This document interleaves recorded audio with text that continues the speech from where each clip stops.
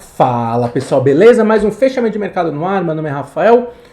Segundo dia consecutivo de alta para o Ibovespa, né? De fato, nós confirmamos o fundo, né? Que a gente estava comentando ali naquela faixa dos 109, 110 mil pontos com a alta de hoje.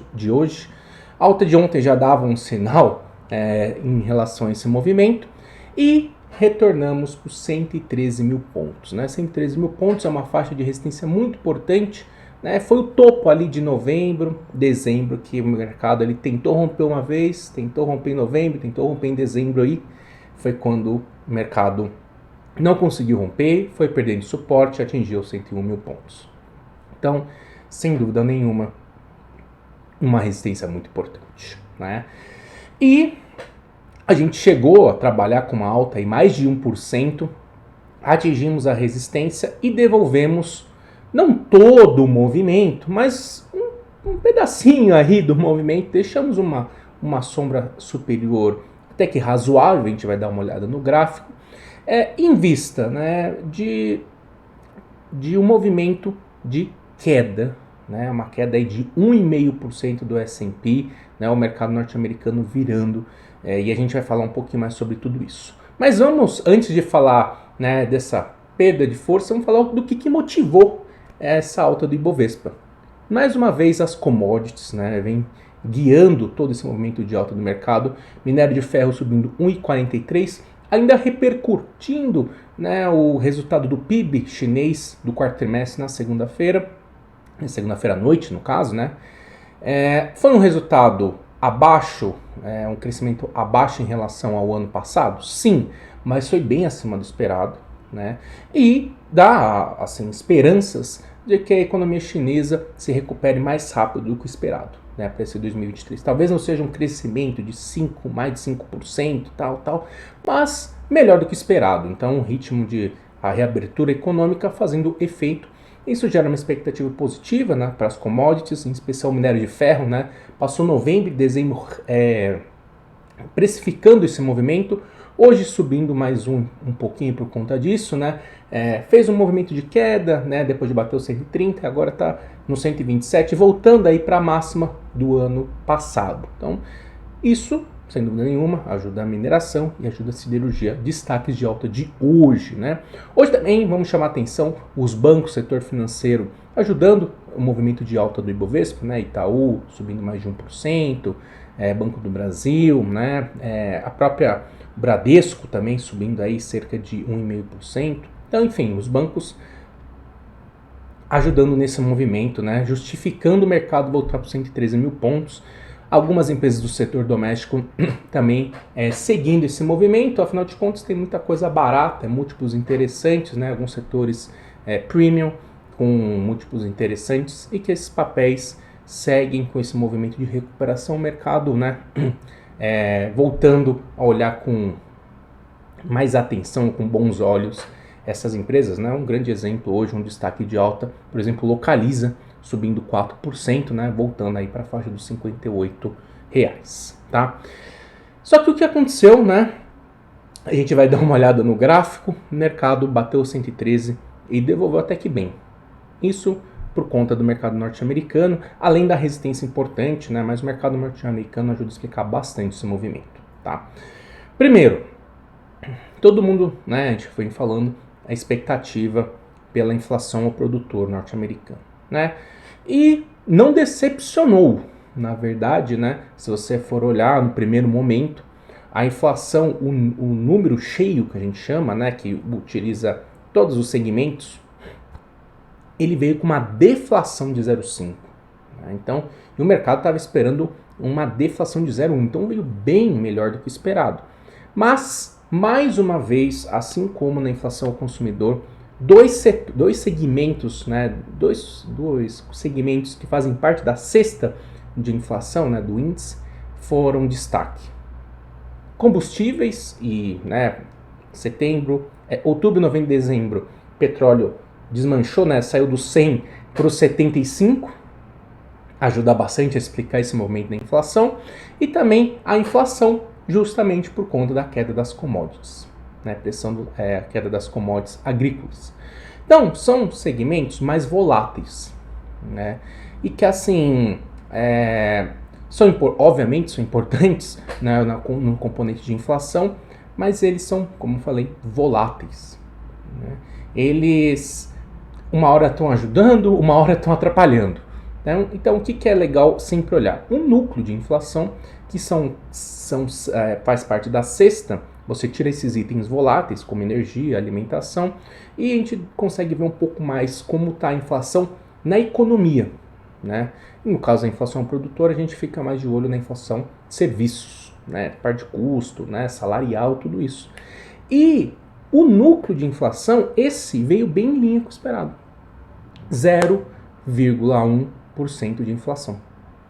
E então, mostra o quê? Que a pressão inflacionária, né, do lado dos serviços ainda segue firme e forte, né? Que essa deflação que foi gerada aí, tanto do lado do consumo, né, quanto do lado do produtor, aí o índice cheio, foi uma deflação ela totalmente ligada a itens voláteis. E, como a gente pode observar, de dezembro até agora, a gente vê o petróleo saindo dos 75 indo para 86, 87, então teve uma valorização boa aí, petróleo, gás natural inclusive, e o próprio minério de ferro, que está num preço bem alto, né? E a gente também vem observando uma recuperação, né, do lado das commodities agrícolas. A gente teve quebras de safra importantes, inclusive aqui no Brasil a gente vem encontrando esse movimento. Então, o que o mercado olha, né? E o que os dirigentes do Fed falaram hoje e o que o mercado observa? Bom, se a gente tem esse cenário das commodities indo para cima, né, ganhando preço, ganhando força, e ainda a gente não vê um arrefecimento de fato do setor de serviços, qual que é a expectativa? Que esse ritmo de queda de inflação que a gente vem observando nesses últimos 2 meses, 3 meses, ele pode ser interrompido. Significa que a gente vai voltar para o pico de inflação? Muito difícil, porque a gente também vê uma desaceleração da economia norte-americana, né, em vista do aumento de juros. Difícil a gente chegar no pico de inflação, mas cair de uma vez só, como o mercado está projetando, nesse momento, se você olha a curva de juros, né, o mercado está projetando o seguinte: vamos chegar em 5% aí no primeiro trimestre, fevereiro, março a gente chega nos 5%. No meio do ano o Fed já mantém, né, não vai ter mais aumento de juros, e ali no finalzinho do ano, ou até mesmo no começo do terceiro trimestre, o mercado já espera uma queda de juros. O mercado já espera no terceiro trimestre uma queda de juros, saindo dos 5 para os 4,75. Então, assim, é um cenário bem otimista, né? Projetar queda de juros para o mercado norte-americano esse ano é um cenário otimista. Nem o próprio Fed projeta isso. Afinal de contas, tem uma meta de inflação bem agressiva que eles não vão mudar. Então, assim, o mercado, querendo ou não, corrige esse exagero, né? Então, vem corrigir esse exagero, e que a gente sempre sabe, quando você tem um deslocamento para cima da curva de juros, isso gera uma pressão negativa para as bolsas, porque reduz o apetite por risco na renda variável, tá? E aí a gente teve esse cenário corroborado também pelos membros do Fed hoje, né? A presidente do Fed do Cleveland falando que a inflação não tá dando sinais positivos, sim, mas calma aí, né? O próprio presidente do Fed da Filadélfia, que é um cara dovish, também falando essa mesma coisa. Então, assim, a gente teve esse choque de realidade, né? E o S&P sofreu uma queda. Só que, por enquanto, a gente está num suporte bem importante, a gente vai falar sobre isso também. Por aqui, né, o cenário político ainda segue ativo. A gente teve uma virada da curva de juros, chegou a cair bem durante o dia, voltou agora à tarde, né, por conta desse estresse um pouco maior, por conta dessa indefinição com relação ao aumento do salário mínimo. Né, o ministro do Trabalho fala que vai estar o 1.302 vai ser mantido. No discurso do Lula com sindicalistas não ficou muito claro isso, né? Não está muito cravado isso, né? Está em aberto, né? Está em aberto esse ponto. E, né, se efetivamente a gente tiver esse aumento, o que acontece? Né? Isso reflete na folha de pagamento, né? No custo fixo, né? No custo administrativo do governo, e isso impacta diretamente também no fiscal. Né? Então, isso, como sempre a gente comentou, uma das fontes de você ajustar o fiscal é por gasto, né? Reduzir gasto. E se tiver mais um aumento de gasto, fica difícil, né? Porque as receitas projetadas lá no plano do plano econômico que foi apresentado são receitas, né? Tem algumas receitas que são fixas, né? De desoneração, mas tem uma boa outra metade de receita extraordinária. Né? Também tem essa discussão da reforma tributária, né? Que é uma coisa importante que pode acontecer. É uma discussão um pouco, né, tem o Lula querendo mudar aí a partir dos R$5.000, né, de ganho. É um pouco, não sei se vai sair desse jeito, mas é uma discussão importante, né, e reformas sempre são importantes para, se forem feitas, né, para reduzir gasto, né, e efetivamente, né, se você vai aumentar imposto, qualquer coisa, aumenta a arrecadação. Tá bom? Então essa discussão também tem ajudou assim a estressar um pouco a curva de juros, né? E também tem uma questão aí daquela lei das estatais, né? Que deve ser votada, né? Tava meio que deixado de lado, talvez seja votada, que pode colocar qualquer pessoa, né? Qualquer pessoa que não seja nem técnico em estatais. Isso aí, inclusive, até afetou um pouquinho a Petrobras, a gente vai falar um pouquinho sobre isso, beleza? Então, vamos começar para o mercado internacional e aí a gente vai para o nosso querido Brasilis. Vamos lá? Bom, S&P, né? A gente teve, deixa eu pegar aqui, né? Aqui, ó. Né? Como a gente pode observar aqui, uma queda de 1,6%, o S&P fechando na mínima. Fez um movimento de alta, bateu aqui nos 4.000 pontos e está voltando no principal suporte. Enquanto seguir acima do 3.900, o mercado segue com esse viés de alta de curtíssimo prazo. Se perder isso aqui, perde o viés de alta, volta no cenário de indefinição. Então, vai ser muito importante entender o comportamento do mercado norte-americano em relação a esse 3.900. Né? Essa semana a gente não tem dados mais importantes na agenda econômica. Acredito que esse mês acabou, né? É só semana que vem que a gente tem agenda, né? Então, eu acho que desse lado, parece que do lado econômico pode trazer um alívio. E aqui a gente tem um suporte extremamente importante, tá? Então, fez um movimento de alta, fez uma correção e aqui vai ser o ponto determinante, tá? Por aqui, como eu falei para você, mercado chegou, né? Chegou a subir quase 1,5%, devolveu, né? Deixou uma longa sombra superior. Aqui, como eu falei, aqui é um topo muito importante, né? Topo em novembro, topo em dezembro, né? Foi o ponto aqui que acelerou esse movimento de queda. O viés de alta de curtíssimo prazo está garantido, enquanto acima dos 109.000 pontos. Então, mesma coisa do S&P. Se eventualmente voltar para cá, oferece, né, uma oportunidade de compra em linha com a tendência de alta, em linha com o viés de alta que temos no curtíssimo prazo, e o mercado está num processo de indefinição no curto prazo. Tá? Então, por enquanto, aqui é uma resistência importante, aqui é complicado, né, um rompimento de uma resistência tão importante como essa, e né, no caso a gente teve, como eu falei para vocês aí, a questão da curva de juros.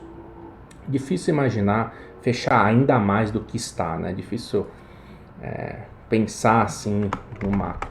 O que pode movimentar, como eu falei, é a questão do minério de ferro. Né? A gente vê a Vale, né, se seguir com um movimento de alta, confirmar o rompimento de R$95, espaço para R$98.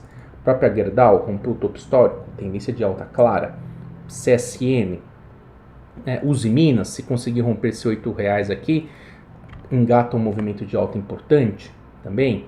Né? A própria CSN também, se conseguir romper esses R$18, segue com movimento de alta. Então, o setor que vem trabalhando bem e puxando o mercado por excelência. Né?